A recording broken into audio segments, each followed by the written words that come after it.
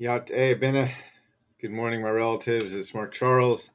Today is Tuesday, June 6th. Sitting here with my second cup of coffee. And there's a few things I'd love to discuss today, things going on around our world.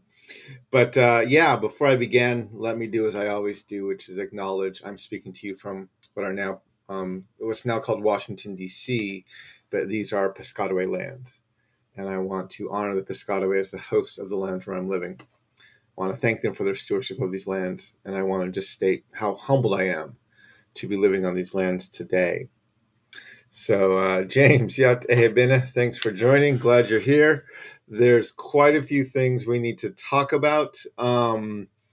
So I'll just jump right in. I don't want to go too long today, but if you follow the news, especially the political news, you know that over the past several weeks, there have been a plethora of Republican candidates getting into the 2024 campaign. I believe Mike Pence is scheduled to enter the race this week. I think Chris Christie is going to join in. There's already been Tim Scott and, of course, Donald Trump and Ron DeSantis and many others. But but yesterday there was some news that came out that was fairly interesting. I'm going to share this tweet with you. It's Cornel West. So yesterday he tweeted, "I'm running for truth and justice as a presidential candidate for the People's Party to introduce America to the best of itself, fighting to end poverty, mass incarceration, ending wars, and ecological collapse, guaranteeing housing, healthcare, education, and living wages for all." So there is a link to Dr. West's tweet. And now I'm going to give you an article. There were several. They all basically said the same thing. One that went a little more in depth was this one on the New York Times, but it didn't go too much farther in depth. Basically, just people are kind of, I think, copying his press release that went out. But Cornel West is in the race, and he's running in 2024 as a candidate in the People's Party. So if you remember, the People's Party started out of some Bernie Sanders reporters or supporters after the 2020 election. And they were, for a while, you were hearing a lot from them. They were having, at least I was hearing a lot from them. They were having a lot of conference calls and kind of organizing stuff and trying to get things going. And I haven't heard that much from them in the past year or so, but I wasn't even sure if they were going to have someone running. But then this announcement came out yesterday with Cornel West announcing. And so it looks like the People's Party is really going to make a very viable effort in this 2024 campaign, which I'm definitely interested in following. Dr. West intrigues me as a candidate. I'm going to try to find out more about everything he's standing for and how he's going to run. I'm also very intrigued by the People's Party. You know, when I ran in 2020, I got a lot of questions about why I didn't run with one of the two parties or why I didn't run with a third party, either the Green Party or another party that has been out there for a while, which might have been able to give me some more platform. The reason I didn't go with a third party was it takes a lot for a third party to establish itself.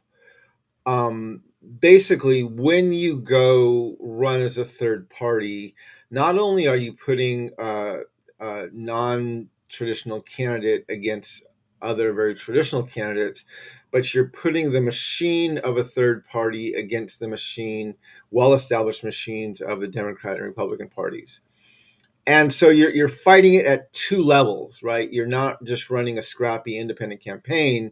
You are literally putting not only a third party candidate against a major party candidate, but you're putting a third party mechanism against the two main party mechanisms. And from what I saw, from what I looked at over the past several decades, just getting a third party established and running and really viable seemed to be incredibly difficult. And so, and consistently, they have not made large inroads into the politics. You know, whereas the first election I voted in 1992, there was a very viable independent candidate, which was Ross Perot. Now, granted, he was a billionaire and he invested a bunch of money in his campaign, but he actually did fairly well. And so that was one of the reasons I ran as an independent, and I chose not to run as a third party, or in a third party. So I'm intrigued to see what happens, because I think when you run an independent, you can really run on your ideas, you can run on the things you want to do. But when you're running as a part of a party, especially a smaller party, a third party, you have to take into account all of the people who are helping organize that party and the things they've started the party for. Remember, the party started before the candidate. And so there's a lot of people who have ideas of what the party is about and what they want it to do, and even maybe the kind of people they want to elect. And so running within that party, you have to get on board, or get everyone on board with your campaign, as compared to just saying, hey, this is who I am and this is what I want to do. So I'm intrigued to hear what Cornel West is going to really start saying when he's on the campaign trail. And I'm very intrigued to see how the People's Party works to get behind him and what kind of organizing they're able to do. It's going to be a very interesting campaign, I think, and definitely one I'm going to follow fairly closely. So yeah, I welcome you, especially if you go onto the Twitter link I gave you. It gives the video to Dr. West's announcement video. It's maybe 2.5 minute video, I think. It kind of lays out the stuff that he's going to be doing, the things he's going to be fighting for, and why he's running. So yeah, I encourage you to check it out, take a look at it. I'm intrigued, but I'm not sure what's going to come of it yet. But definitely something that's going to make this interesting. And of course, I already heard.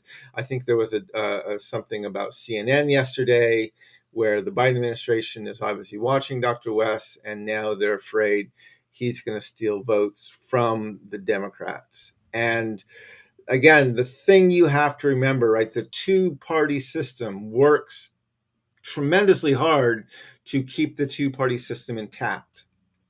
Republicans hate voters, right? The less voters that there are in an election, the more likely they are to win. They have a very racist, very sexist party. They're not growing very well, especially among youth. And so, right, the more people they can keep from voting, the better chance the GOP candidate has of winning. So Republicans hate voters, and they're trying to keep them from voting.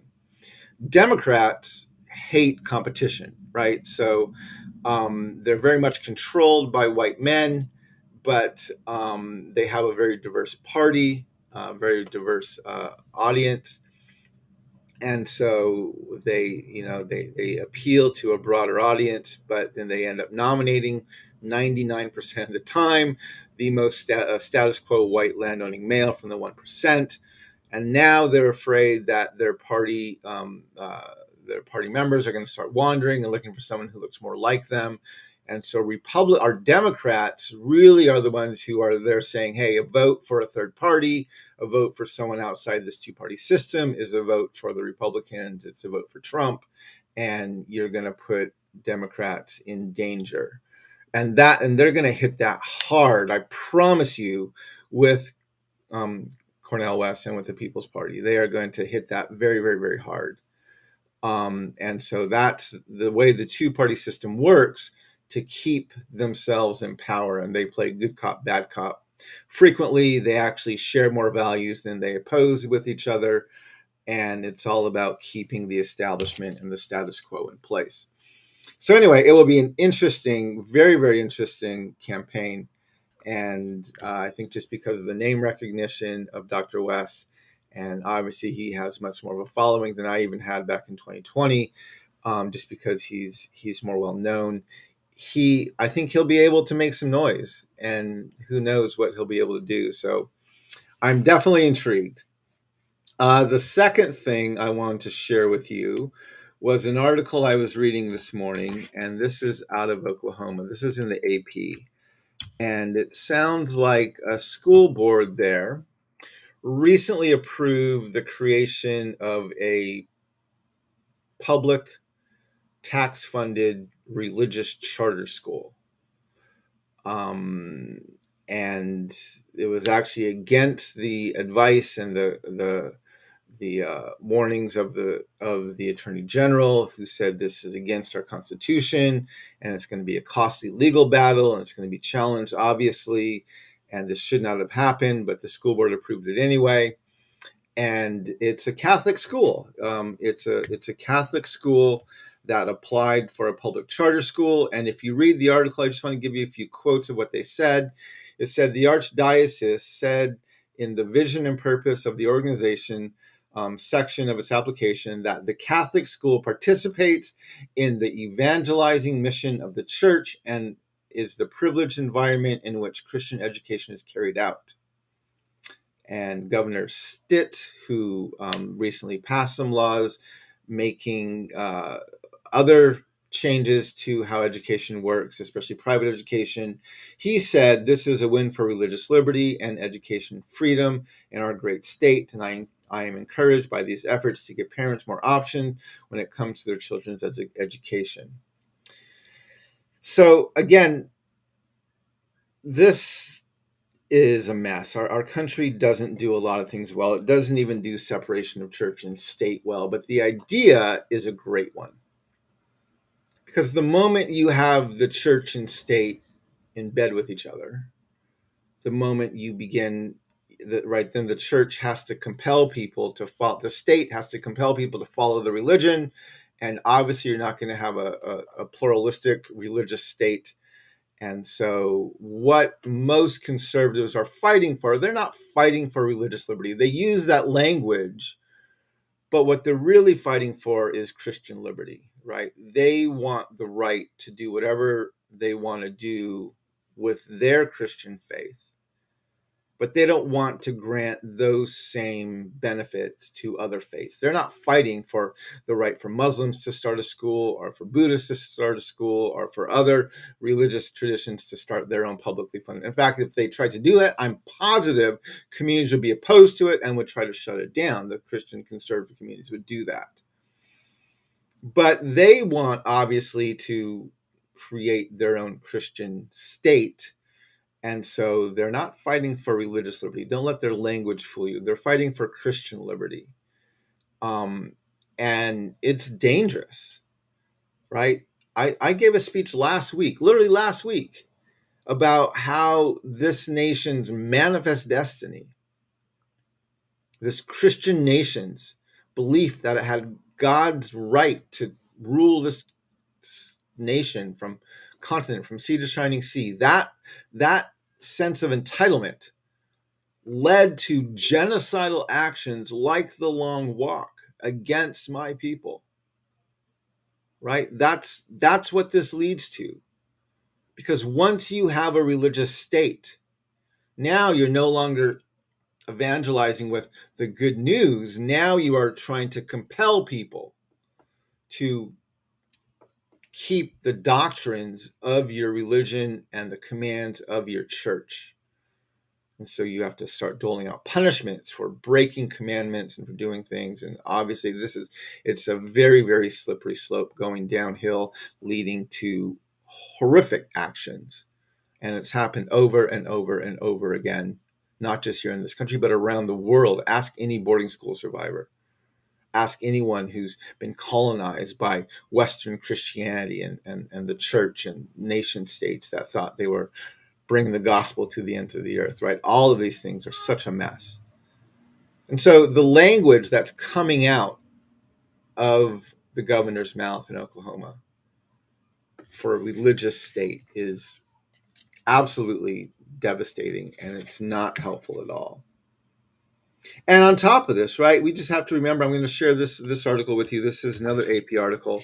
It was literally last month in Illinois that they found that the sexual abuse by more than 450 Catholic priests was so much more widespread than they ever believed. And over 2,000 children from the 1950s were sexually abused in Catholic schools in Illinois and churches.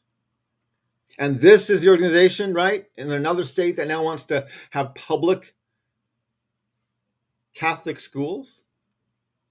No, I think this organization needs to be looked at very closely. I think this organization needs to be addressed because this does not sound healthy, right? I really wish, and I'm going to be talking about this more. Actually, I'm today after my second cup of coffee, I have the rest of the day set aside to do some writing, and I am working on summarizing each chapter so I kind of know how I want to lay it out for the book. But I'm really excited because one of the things I'm going to be doing in my book, this new book I'm working on, which is the working title right now is Decolonizing Faith.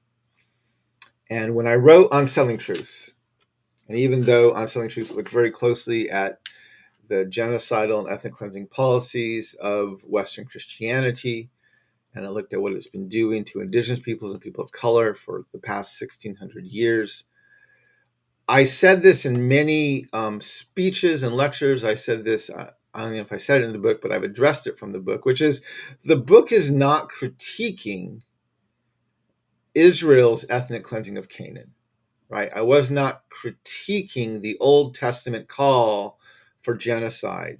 I was saying very clearly the United States doesn't have the right to commit genocide, and the Catholic, the modern nation state of Israel doesn't have the right to commit genocide or to do things to Palestinians and Bedouins. But I was saying that very clearly, but I was not saying that this could not happen. I was not critiquing what was said in the Old Testament. And in this book, in Decolonizing Faith, I'm going there. I'm actually making that critique. I'm critiquing Israel's ethnic cleansing of Canaan in the Old Testament, and I'm critiquing the incredible violence that both the scriptures in the Old Testament call for and that are carried out on behalf of the faith. And I'm going to take a very close look at that. And already I'm forming those arguments in my mind, but and in the conversations I'm having. But I'm really excited to kind of lay some of the stuff out because I think especially the church has to look at how they got conditioned through their faith to even approach the idea that they had the right to commit ethnic cleansing policies and dehumanizing a people of color, right? And it is there's a progression of conditioning through the faith that I think brings them to this point. And I'm going to be talking about that more in my book. And so that's going to be coming up. I'm working on that right now. But yeah, so looking at Oklahoma passing the right to have a religious boarding school run by a church that is accused of rampant sexual abuse, not just in the past 70 years, but we go back to the boarding schools and to the doctrine of discovery, all written by this church, and it's amazing that this is something that's being celebrated by conservative Christians. But anyway, the next thing I want to talk about, and this is a bit more on the light side. I saw this article this morning. I tweeted it out, and I want to put it in here. There was a guy, a very wealthy multimillionaire businessman in Finland, who was was caught speeding 18 miles, 30 kilometers, 18 miles over the speed limit. And he was fined over $100,000 for that speeding ticket. And when you read the article, and I'm just going to read a few lines from this article. It says it is common in the Nordic region where fines for traffic infringements in Finland are based on the severity of the offense and the offender's income, which police can check instantly by connecting via their smartphones to central taxpayer databases. Under the Finnish system, a day fine is calculated based on the offender's daily disposable income, generally considered to be half of their daily net income. This the more a driver is over the limit, the greater number of day fines they receive. And so the fact that this businessman had several tickets in the past several years, of speeding, and then he was caught this time. He was literally fined 121 euros, 121,000 euros, which is over 100,000 or close to $100,000 in U.S. currency. And as I read the article, I really liked it, right? Because when you look at and this, we've talked about this in this country before, right? When you look at how the poor, I mean, we have the mass incarceration problem, a massive mass incarceration problem in our country.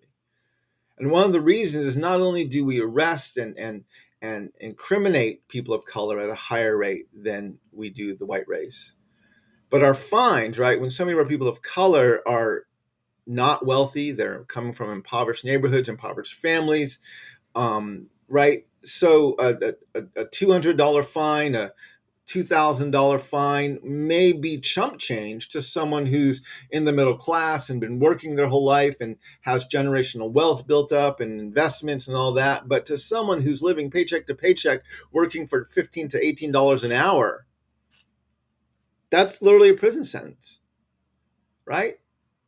And so this is why the wealthy, whether it's wealthy people or wealthy corporations, are so much more inclined to settle their lawsuits and pay the fine than they are to actually go to court, because they can afford to pay the fine.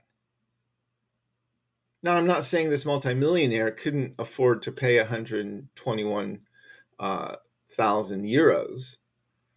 But that's much more costly than a $60 fine, which is what he probably would have got here in the US, right? It makes you think about it a little bit more. And you do that daily. Yeah, that's going to start taking a bite out of your income. And so to see that both played out, and then to see even how the driver wasn't like fighting it.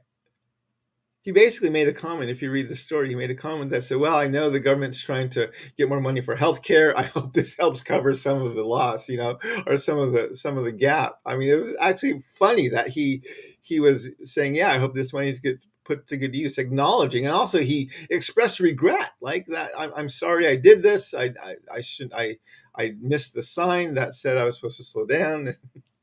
Anyway, I really like the way, I didn't know they did this in the Nordic region, but I really like the way that they base their fines not only on the severity of the crime, but on the income of the offender. And I really think we need to start doing something like that here in the US. Because, yeah, so often the wealthy, which typically are the white people, are just able to afford the fine. And so there's not really a deterrent to not do anything wrong, right? And so you just end up paying the fine, whether you're a corporation or whether you're so you kind of add that into your business expenses, right? Yeah, we're gonna add this in, rather than the fine being based on your income. So let's have a fine based on the amount of money that the corporation or the individual is making. So it actually becomes a deterrent rather than just part of their business operating costs. So anyway, I welcome you to look at that article. I applaud the Finnish and other countries. I think that's a great way to do those things. I also want to let you know, in the month of June, I am offering free shipping on books bought from my website. So if you haven't yet bought a signed copy of Unsettling Truths, or if you would like to buy the 10-pack of the book study special, which gives you 10 books shipped to a single address, and if I also, along with that, will give you a free 45-minute virtual Q&A, where beginning, middle, end of your study, you can contact my office up to a year after you order the books, and we will schedule with you around your schedule with you a 45-minute virtual Q&A where your study can come and ask questions about the book, and we can have a dialogue, about the things that you're questioning about the book. So anyway, but through the month of June, I'm offering free shipping, both on individual books and on the pack of 10 books for the book study special. So if you would like to do that, I welcome you to do that. If you're watching this online, I welcome you to, you can get this off of the QR code. I'll put that right here, and you can get the QR code right there, where we have free shipping in June. And then also you can do, we're doing my Patreon as well. And I welcome you if you'd like to get more in depth about the work I'm doing and the things I have coming up. I will invite you to join my Patreon, where you can subscribe to a tier and have more in-depth Q&As and in-depth content and hear about some things I'm working on that are coming up in the next few months. Anyway, these are the things that are going on. There's a lot happening in our world right now. And I'm grateful to be home for a few weeks and to get back into a writing schedule and to get back into a more consistent second cup of coffee schedule. But I hope your second cup of coffee is as good as mine is. I hope you have a great day, my relatives. We'll look through the comments to see who's on here with me. Oscar, Yate, thanks for joining. Good to see you here. Steve, Yate Bena, good morning to see you. Terry, thanks for joining. Good to see you here. Sonia, Yate, thank you for joining here. And James, thank you everyone for joining me for my second cup of coffee. I hope you have a great day, my relatives. Walk in beauty, and may we all learn how to walk in beauty together. Hakone.